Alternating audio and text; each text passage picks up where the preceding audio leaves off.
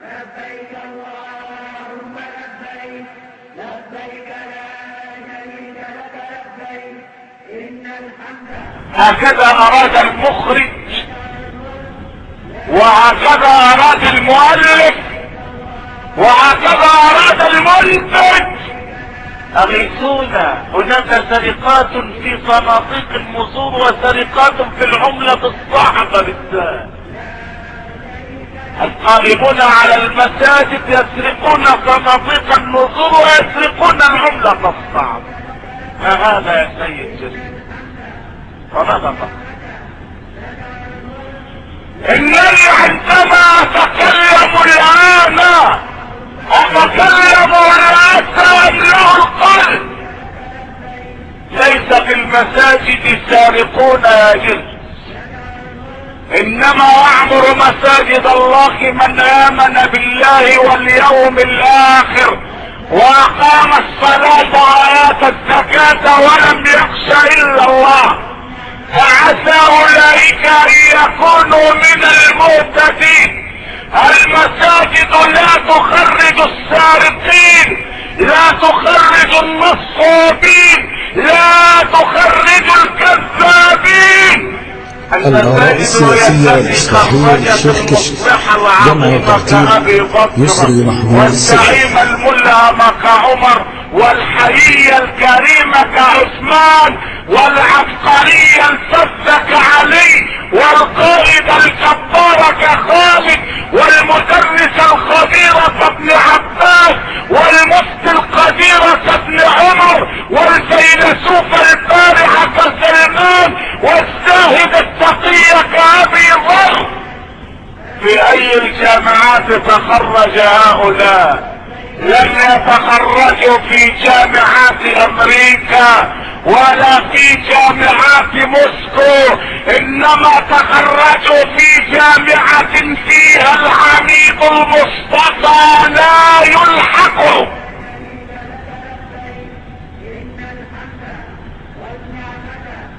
حملة مسعورة على الاسلام وعلى بيوت الله. انني عندما اقول هذا احب ان اقول لحضراتكم ليس في الاسلام صناديق نذور. النذر لا يكون الا لله، والطاعة لا تكون الا لله، لان النذر عبادة والعبادة قد اختص الله بها وحده. فمن اراد ان ينظر عملا من الاعمال صياما او طعاما او صلاة او ذكرى فلا يقصد بذلك الا الله. اما صناديق النذور التي توضع في المساجد فليست من الاسلام في شيء، لان صناديق النذور ليست هي المقصودة بوجه الله، حتى لا يقول ذلك الغرير الصادق ان هناك سرقات. ليست هناك سرقات، لان الاسلام لا يعترف بصناديق النذور. فمن وضع في صناديق النذور شيئا لن يقبله الله ابدا. ثم مات بعد ان شهروا بالمساجد بدأوا يركزون الاضواء على وادي النطرون ليقولوا لاهل مصر ولوا وجوهكم شطر الوادي هناك، فهناك ينام يحيى. قلت سبحان الله، هل يحيى هناك؟ وما سر القضية اليحيوية التي اثاروها؟ ما سرها؟ قالوا انما عثرنا على رفاة لجثمان كامل جاء الى مصر بعد ان انقضى من العمر 1618 سنة. قلت ما الذي اخبركم ان هذه العظام عظام يحيى؟ هل وجدتم مكتوبا على ضلعه الايمن هذه عظام يحيى بن زكريا؟ هل وجدتم مكتوبا على ظهره هذه عظام نبي الله يحيى؟ ذهبت الى الحبيب المصطفى اسأله ما رأيك فيما قال هؤلاء؟ هل عثروا حقا على عظام يحيى؟ قال لي الحبيب لا تصدقهم فانهم كذابون. قلت لماذا؟ قال لي الحبيب لان الله حرم على الارض ان تأكل اجسامنا، فلماذا اكلت جسم يحيى؟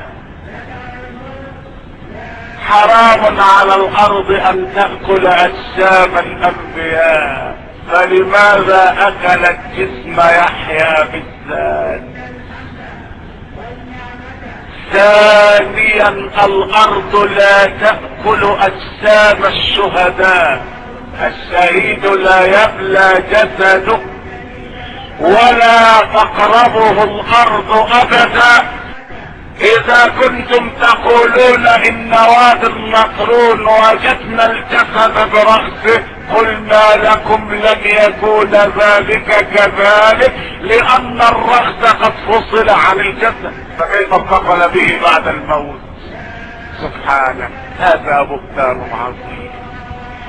معشر السادة، وما لي اذهب بعيدا وصحفنا نفسها نشرت تقول ان عالم الاثار المسلم الدكتور عبد الرحمن عبد التواب لما ذهب الى هناك ووجد الرفاه، وجد الرفاه هناك، نظر الى 5 من الرهبان وقال لهم لا يعقل ان يكون هذا جسد يحيى، لان الارض حرم الله عليها ان تأكل اجسام الانبياء. قال في الصحيفة فلم ينبت الرهبان ببنت شفا، لم يتكلموا، وشهد شاهد من اهلها، شهد شاهد هو الصحافة.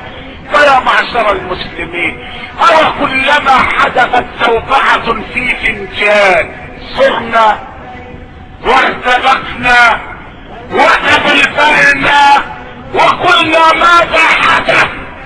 ان اسلامكم حقائق ثابتة لا تقبل الجدل، انتم امة التوحيد وامة الحقائق وامة يقوم دينها على العقل والمنطق. فمن جادلكم من النصارى في شأن يحيى فقولوا له كلمة واحدة، قولوا له ان نبينا قال لنا ان الله حرم على الارض ان تأكل اجسام الانبياء، فاذا قال لكم لم نسمع هذا فقولوا لهم لكم دينكم ولي دين. ولا شيء اكثر من هذا، لا شيء اكثر من هذا. ما لي ارانا في خلاف، ما لي ارانا في شقاق، هم يتحدون ونحن نختلف، هم يتحدون. ان مصائبنا لم تأتي الا منا. انا لا اخشى على الاسلام من اعدائه، انما اخشى على الاسلام من ادعيائه. لا اخشى على الاسلام من اعدائه، انما اخشى على الاسلام من ادعيائه. واعوذ الذي لا اله غيره ان لم نرجع الى الله فالمصير مسلم. ان صاحب الفكرة بالامس في جريدة الاخبار طالعنا باقتراح يقول انه لا بد من المصارحة، وان هذه الايام تتطلب منا التقشف، فقد لا يباح لاحدنا ان يأكل اللحم الا مرة واحدة في الشهر. هذا اقتراحه. ثم بعد ذلك عقب قائلا وليس في هذا الامر غرابة فإن النصارى يظلون 150 يوما صائمين لا يأكلون لحما. إذا فصاحب الفكرة بارك الله لنا فيه يدعونا إلى أن نصوم صيام النصارى. هو يريد ذلك 150 يوما لا يذوقون فيها اللحم. اننا مستعدون على ان نضرب عن اكل اللحم سنوات عديدة بشرط ان يضرب عنها المتكلم اولا. قدوة، القدوة ابدأ بنفسك، ابدأ بنفسك تنهى عن غيها، فاذا انتهت عنه فألف حكيم. فهناك يسمع ما تقول ويشتكى بالقول منك وينفع التعليم. لكن جريدة الاخبار بما علمناها وعرفناها منذ سنة 52 و53 وهي لا شغل لها الا اعلان الحرب على الله وعلى دين الله.